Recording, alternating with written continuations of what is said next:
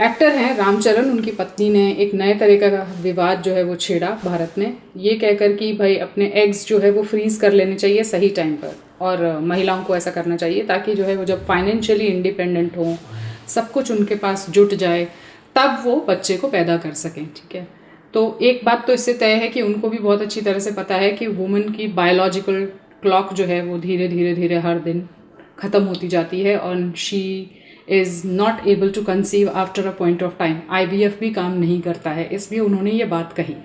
इसको हम break down करके देखेंगे कि इसके प्रॉज एंड कॉन्स क्या है, क्योंकि एलीट क्लास की महिलाएं जो है वो सब इसको सपोर्ट कर रही थी, और मैं ऐसा नहीं देखना चाहती हूँ कि नहीं मुझे एलीट क्लास से कोई प्रॉब्लम है। बहुत अच्छी बात है, आप मेहनत करके वहाँ तक पहुँचे हैं, बहुत अपलॉड रहेगा हमारी तरफ से, पर फिर भी महिलाएं सब तरह की हैं और सब तरह की महिलाओं के बारे में हम बात करेंगे। देखिए, ज़्यादातर महिलाएं तो शो बिज़नेस चुनती नहीं हैं, एक मुट्ठी भर महिलाएं हैं जो शो बिज़नेस चुनती हैं, तो उनके लिए समझ में आता है कि भाई हाँ, उनको जो है एक सर्टन तरीके से दिखना होता है, बॉडी ख़राब हो जाएगी अगर बच्चे को जन्म देंगी, और एक लेवल तक उनकी फिल्में जब चल रही हैं, सीरियल्स चल रहे हैं, ऐड चल रहे हैं, तो वो इन सब में नहीं जा सकती हैं, तो उनके लिए समझ में आता है।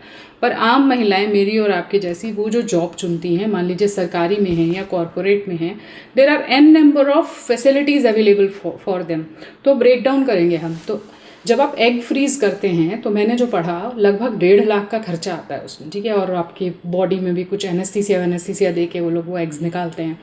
बाय द वे IVF भी बहुत पेनफुल होता है, जिन्होंने करवाया उनको बहुत अच्छे से पता होगा, मैंने देखा है अपने आसपास के लोगों को, और कुछ लोगों के साथ विजिट भी किया है। ठीक है, मेरे अपने कज़न्स, दोस्त, वो सब। ठीक है, तो I know it's a painful process, और होता सब महिलाओं की बॉडी में ही है, क्योंकि नेचुरली आप ही बच्चे को जन्म दे सकती हैं, पुरुष नहीं दे सकता है। तो आपके साथ ये होगा आपकी बॉडी में, फिर आपने वन टाइम ये खर्चा किया, और फिर हर महीने उसको सुरक्षित रखने के लिए एक आपको सर्टन अमाउंट देना पड़ता है। तो मान लीजिए कि आपने 25 साल की उम्र में अपने एग्स फ्रीज करवाए, और आप 35 साल की उम्र में, 35 में आप डिसाइड करती हैं कि I will give birth now. So वो 10 साल का आपको पूरा खर्चा जोड़ के चलना पड़ेगा कि हर महीने इनको जो है इतने पैसे देने हैं। और अगर आप मान लीजिए आप 25 में आपकी जॉब लगती है या 26 में लगती है, और 3-4 साल में आप थोड़े बहुत सेटल हो जाते हो, ठीक है, एंड सेम पे स्केल वाला लड़का, अगर मैं एक जनरल एक लड़की की बात कर रही हूँ कि उससे वो शादी कर लेती है, आई हैव हार्डली सीन, बहुत ही कम लोग ऐसे हैं जो कहते हैं जॉब नहीं करनी है। जनरली जो सिटीज़ में रहने वाले लड़के हैं वो कहते हैं करनी है, क्योंकि थोड़ा बहुत पैसा दोनों लोग का आएगा तो घर चलेगा अच्छे से। तो आप जॉब करने बाहर जा रही हैं, मान लीजिए कि आपने 28 में आपने शादी कर ली है, और अब 1 साल बाद, 1.5 साल बाद आप ट्राई करते हैं कि हाँ बच्चे हो जाएं, तो उसमें कितना खर्चा आता है अमूमन? तो 1 लाख बच्चे के 1-1.25 लाख, जितना भी आप चाहें, जिस हिसाब से आप लाविश करना चाहें तो आपकी मर्ज़ी है, उसमें एक बच्चे का जन्म हो जाता है। बच्चे के पैदा होने के बाद आपको भी पता है कि ऑफिस आजकल जो है बहुत अच्छी मैटरनिटी लीव्स देता है, तो 6 महीने आप आराम से बच्चे को देख सकती हैं। बहुत सारी जगह पर ग्रैंड पेरेंट्स हेल्प करने आ जाते हैं, नेनीज़ अवेलेबल हैं। तो वो सारा खर्चा अगर आप देखेंगे तो ये एग फ्रीजिंग के खर्चे से एक्चुअली बहुत कम होता है, और एक नेचुरल तरीके से आपके घर में एक बालक का जन्म हो जाता है या बालिका का जन्म हो जाता है। लोग ऑब्जेक्ट कर देंगे कि मैंने बालक क्यों बोला। और एक बात ये है, इसमें नाराज़ हो जाएंगे कुछ लोग जिनका मतलब बिजनेस है यही वाला, पर सच बात ये है कि सारे एग्स जो है वो डेवलप होके आपको इसमें मदद ही करेंगे चाइल्ड बर्थ में, ज़रूरी नहीं है। बहुत सारे एग्स जो है उसके काबिल नहीं रह जाते हैं और वो प्रक्रिया अधूरी रह जाती है।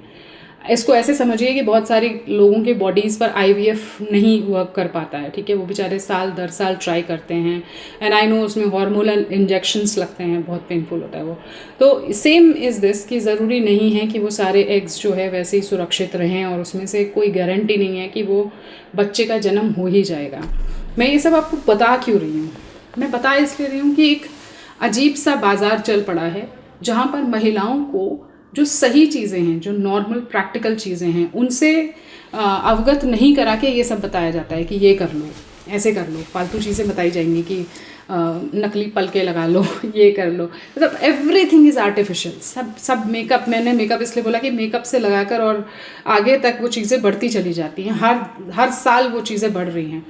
तो अब महिलाओं को बिल्कुल भी सीधा रास्ता नहीं बताया जाएगा। पहले तो उनको बताया जाएगा कि ये कितना बड़ा ऑपरेशन है आपके ऊपर, ठीक है, कि ये अत्याचार, शादी का अत्याचार, बच्चा होगा तो वो अत्याचार, छोटी छोटी बातें अगर हो गई तो वो अत्याचार। तो पहले तो ये बताया जाएगा, फिर ये सारे तरीके घुसाए जाएंगे कि हमारे पास ऑल्टरनेट है इसका, तो आप शादी नहीं करके ये कर सकती हैं, आप ये नहीं करके वो कर सकते हैं। तो these are the options given to you by the market.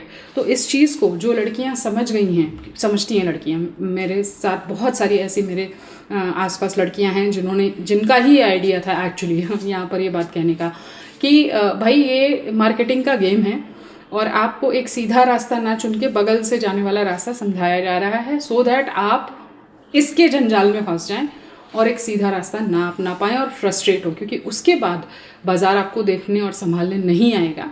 जब आप एक लेवल के बाद फ्रस्ट्रेट हो जाएंगे कि अब तो हो ही नहीं रहा, फिर आएगा बाज़ार दूसरे रूप में आएगा, एंटी डिप्रेसेंट लाएगा, दुनिया भर की चीज़ें लाएगा।